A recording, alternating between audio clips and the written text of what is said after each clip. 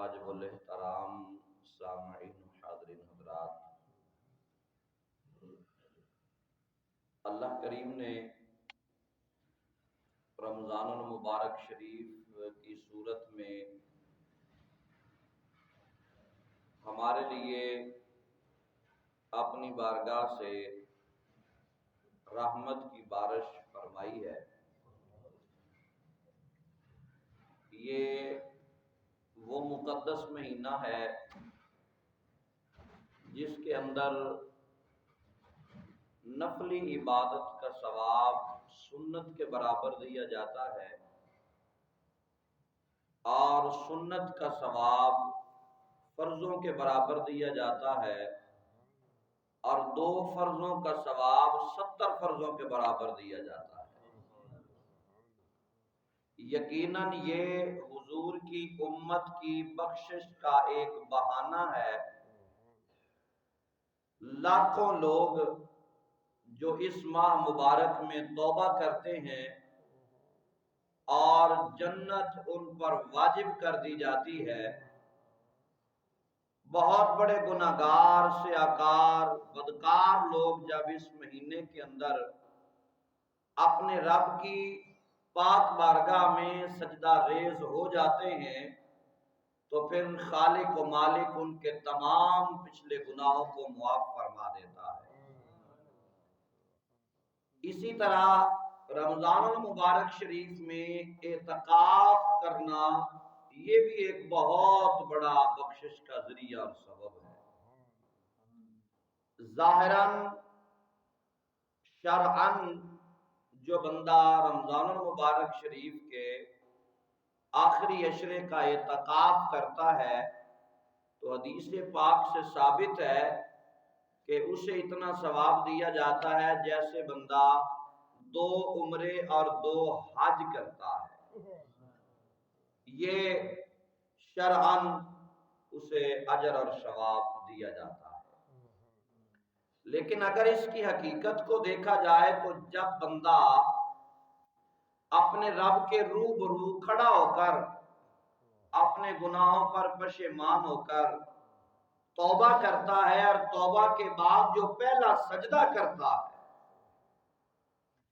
اس سجدے کا مقام اور شان ایک پلڑے میں رکھ دی جائے، دوسرے پلڑے میں احد پہاڑ رکھ دیا جائے تو بھی اس ایک سجدے کا وزن زیادہ ہوگا۔ اس لیے یہ ہمیں ایک بہت بڑا عظیم موقع رب نے عطا فرمایا ہے اور یہ ہماری بخشش کا ایک بہانہ ہے۔ اعتکاف کی 3 قسمیں ہیں جو فقہ کے اندر بیان کی گئی ہیں۔ سب سے پہلے واجب اعتکاف، پھر ہے سنت مؤکدہ اعتکاف، پھر تیسرے نمبر پر ہے مستحب سنت غیر مؤکدہ اعتکاف۔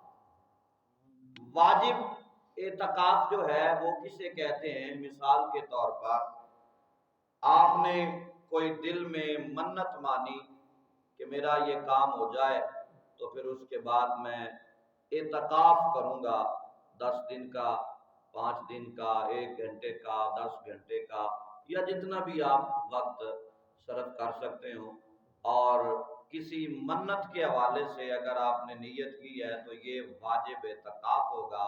جس طرح حضرت سیدہ طیبہ طاہرہ زاہدہ عابدہ سیدہ خاتون جنت سلام اللہ علیہا، آپ کے دونوں شہزادے بیمار ہو گئے، علیل ہو گئے، کافی تیز بخار تھا، تو آپ مصلی پہ تشریف فرما ہیں، مصلی پہ بیٹھی ہیں اور اپنے مالک کی پاک بارگاہ میں دعا کر رہی ہیں، اے اللہ میرے شہزادے ٹھیک ہو جائیں تو میں منت مانتی ہوں کہ میں 3 روزے تیری رضا کے لیے رکھوں گی۔ یہ کیا ہے؟ اب حسنین کریمین ٹھیک ہو جاتے ہیں تو سیدہ زہرا پاک روزے رکھتی ہیں، اور حسن اور حسین مولا بھی رکھتے ہیں، مولا علی پاک بھی رکھتے ہیں، اور آپ کی کنیز ہے وہ بھی روزہ رکھتی ہے۔ تو یہ واجب روزے ہیں، یعنی کسی اچھی منت پر جو روزے کی نیت کی جائے یہ واجب روزہ ہوتا ہے، اعتکاف ہوتا ہے۔ تو تو یہ تمام چیزیں اس کے بعد سنت موقدہ ہے. تو جیسے یہ رمضان المبارک شریف میں حضور نبی پاک سیاح افلاک جناب احمد مجتبی حضرت محمد مصطفیٰ صلی اللہ تعالی علیہ وآلہ وسلم آپ کی سنت مبارکہ ہے کہ آپ نے رمضان المبارک شریف کے آخری 10 دنوں کا اعتکاف کیا، اور یہ سنت مؤکدہ کہلاتا ہے. سنت مؤکدہ کیا ہے؟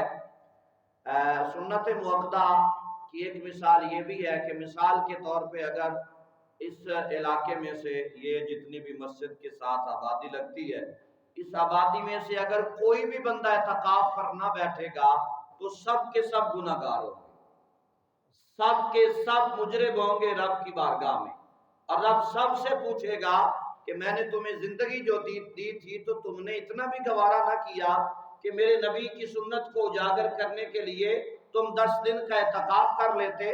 سب سے پوچھا جائے گا.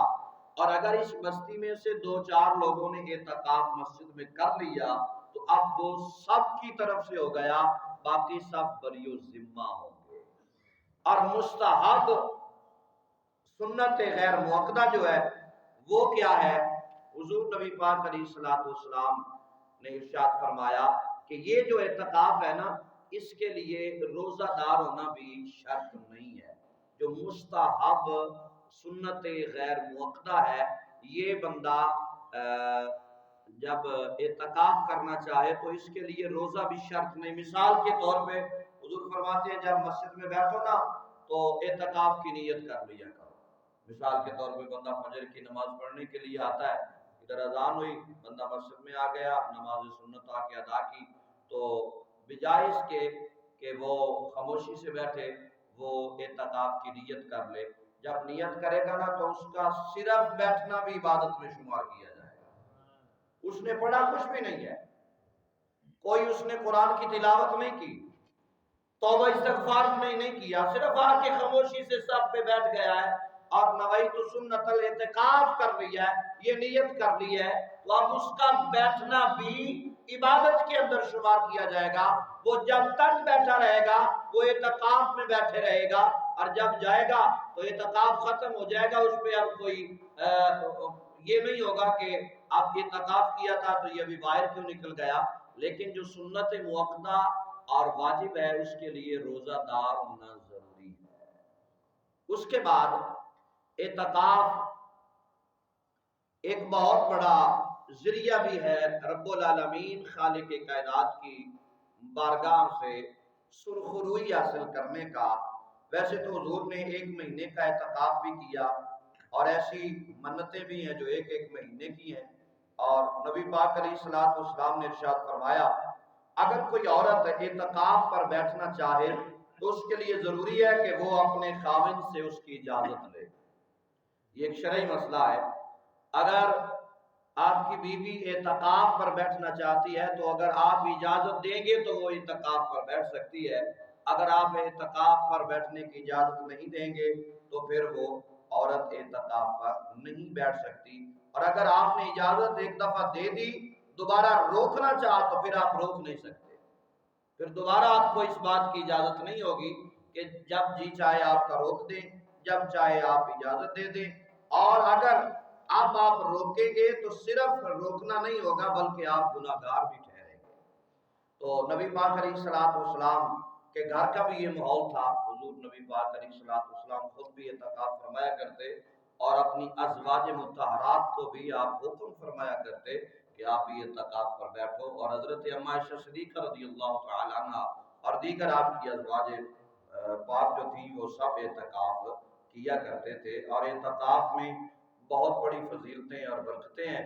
اور پھر اگر کوئی ایسی جگہ ہے جہاں پہ آپ اعتکاف بیٹھ رہے ہیں لیکن وہاں پہ نماز جمعہ کا اہتمام نہیں ہے تو پھر کیا حکم ہے شرعی؟ پھر بندہ وہ کیا کرے؟ کیا وہ اس مسجد میں اعتکاف کر سکتا ہے یا نہیں کر سکتا؟ یہ سوال ہے. تو نبی پاک علیہ الصلوۃ والسلام نے ارشاد فرمایا کہ اگر کوئی ایسی جگہ ہے جہاں پہ جماعت تو ہوتی ہے لیکن وہاں پہ نماز جمعہ کا اہتمام نہیں ہے تو وہ نماز جمعہ ادا کرنے کے لیے جامع مسجد میں، یعنی جو دوسری مسجد ہے وہاں پہ وہ جا سکتا ہے، صرف وہاں پر اتنی دیر میں پہنچے کہ جب نماز سنت ادا کر لے اور اس کے فوراً بعد نماز جمعہ کی جماعت کھڑی ہو جائے، اور فرض پڑھنے کے فوراً بعد وہ وہاں سے نکلے اور جس جگہ اس نے اعتکاف کیا ہے بقیہ نماز وہاں پر آ کر ادا کرے گا۔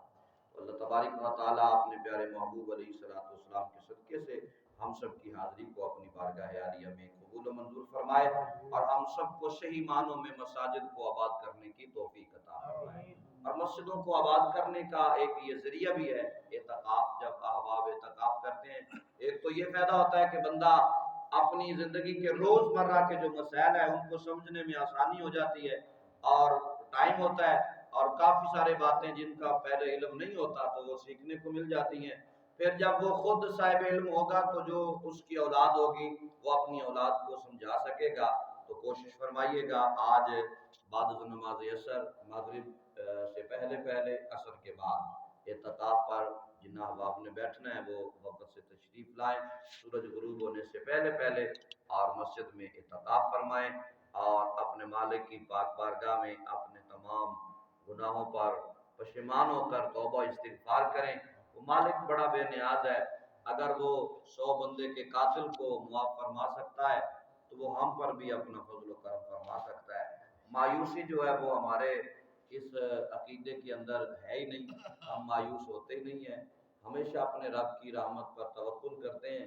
اگر حضرت موسیٰ کلیم اللہ کے دور کا بندہ جو یہ کہتا ہے کہ میں بہت بڑا گنہگار ہوں، بہت بڑا سیاہکار ہوں، اتنے میرے گناہ ہیں کہ اگر سمندروں کے پانی جو ہیں، سمندروں کا جو پانی ہے ان کو قطرے بنا دیا جائے اور ان کو گن لیا جائے اور پھر پتہ چلے کہ یہ اتنے قطرے ہیں، ان قطروں سے بھی زیادہ میرے گناہ ہیں۔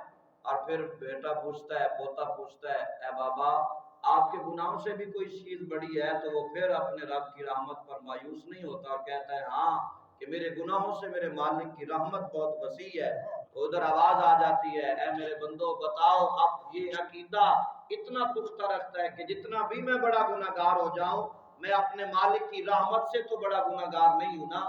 پھر مالک اس انداز میں رحمت فرماتا ہے کہ شام کو وہ پوری دنیا میں سب سے بڑا گناہگار تھا، اور جب اگلا سورج طلوع ہوتا ہے تو وہ مالک کی پاک بارگاہ میں سب سے زیادہ نیکوکار بن جاتا ہے۔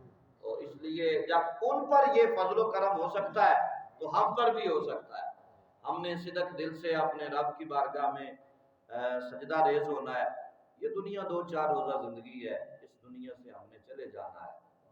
جاتے ہوئے کوئی نہ کوئی ایسا کام کر جاؤ کہ زمانہ جو ہے نا وہ یاد رکھے، ایسا نیک عمل کر جاؤ کہ آپ کی قبر پر دیا ہمیشہ جلتا رہے، قیامت تک قبر آباد و شاد رہے۔ وہ کب رہے گی؟ جب ہم اپنے آپ کو، اپنے نفس کو اور اپنی ذاتیات کو ختم کر کے اپنے اللہ اور اس کے پیارے محبوب کی محبت میں مگن ہو جائیں گے۔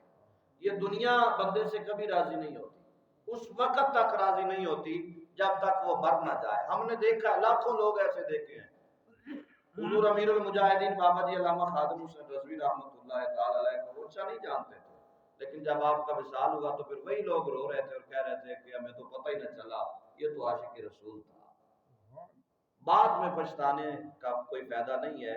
اب وقت جو مالک نے دیا ہے اسے غنیمت جانیے، 5 وقت کی نماز باجماعت مسجد میں ادا کیجیے، صوم و صلات کی پابندی کیجیے، وگرنہ ماحول تو آپ کے سامنے ہے۔ لوگ اپنی ذاتیات کے لیے تو ساری رات جناب چوکوں میں کھڑے ہو سکتے ہیں، میدان لگا سکتے ہیں، مینار پاکستان جا سکتے ہیں، لیکن حضور کی عزت و عظمت کے لیے ہمارے پاس ٹائم نہیں ہے۔ جب ایسی قوم ہو تو پھر وہاں پہ یہی کہنا پڑے گا کہ ان کے راستے اور ہیں، ہمارے راستے اور ہیں۔ قلندر لاہوری ڈاکٹر علامہ اقبال بڑے پتے کی بات فرما گیا، کہتا ہے گردن سے قرآن ہم نے نہ بلایا ہوتا، یہ زمانہ نہ زمانے نے دکھایا ہوتا، اور وہ معزز تھے زمانے میں مسلمان ہو کر، ہم خار ہوئے تارک قرآن ہو کر۔ اور تمام علامہ اقبال کے نا تمام کلاموں کا خلاصہ رزلٹ یہ ہے کہ محمد سے وفا تو نے تو ہم تیرے ہیں، یہ جہاں چیز ہے کیا لوح و قلم تیرے ہیں۔ اللہ اپنے محبوب کے